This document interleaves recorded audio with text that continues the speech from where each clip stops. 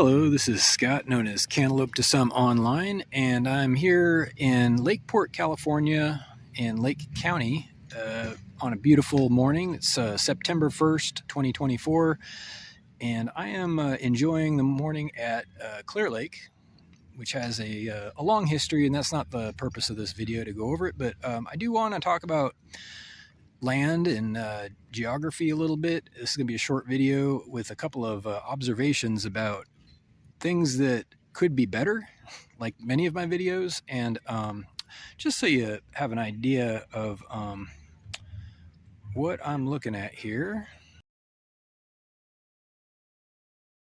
Okay, I'm going to show you the lake. It's a beautiful lake, and it's a beautiful day. You can see the scene that I'm looking at here. Clear Lake has some opportunities in recent times with algae and other things, but this isn't about that necessarily. So I want to talk about land, and it's going to be to the point. And we're in modern times, being in the last few hundred years, we've seen a big change. We being, North Americans, and I guess everybody who is part of society, modern society, anywhere in the world. And you can think back to, 1,000 years ago or longer, and how people very likely lived close to the earth. And even more recently, a few hundred years ago, when Europeans immigrated to North America, however you want to describe that, the Native Americans were also living that way still. We know this. There's plenty of evidence, but, look it up if you need to. So this video is very specific about one point in particular, and it's something that the Europeans brought to North America with them. And it was born of the Middle Ages, when a very important transition occurred in perception and how property is regarded and handled through what became the legal system, our legal system.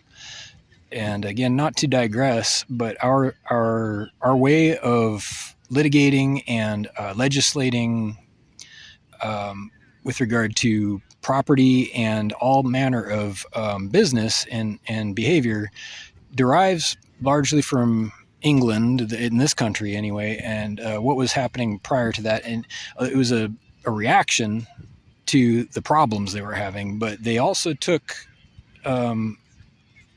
in a large part the systems and the infrastructure, the ideas, and it all just became, it was revised a bit with a constitution with amendments and a Bill of Rights, but it wasn't fixed or reinvented, so to speak. Anyway, one of the problems in the Middle Ages that we went off into a bad direction, and we are still on that road. And to contrast with the Native Americans, how they were living before white settlers or European settlers came to this continent, and how all of mankind likely used to live thousands of years ago, and how we evolved to live, if you can go with that, if you believe in evolution.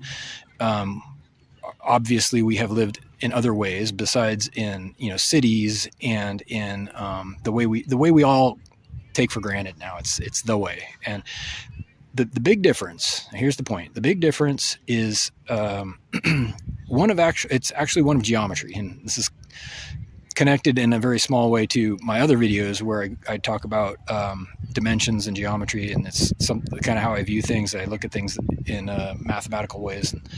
And you can think about dimensions as having a single dimension being a line, for example, is one dimensional. And if you add another dimension, you've got a plane potentially, or an area. And instead of a length, you have an area now, right? So this is what happened in the Middle Ages. We started looking at private property.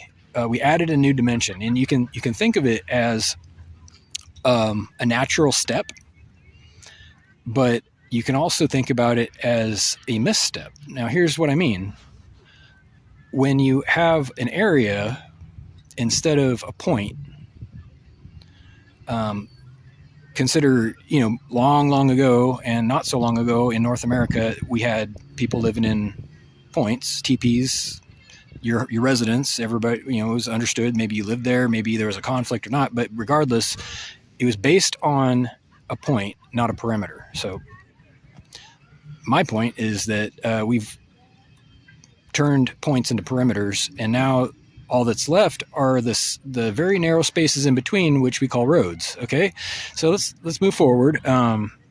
When all property, land property I'm talking about in particular, becomes private or owned by someone, which it has to a very large extent, including public property, public land and parks, and it's all managed by a government or an agency, or it's private. And I will call someone out here. I'm going to call out Wilderness Unlimited. It's an organization that's been around since the 80s, 1980, early 80s, I think. I don't want to name a date, but it was an early enterprise that recognized that all public land was going to be privatized at some point, or controlled, managed. And that's what their mission statement continues to this day to be, managing wilderness because it must be managed.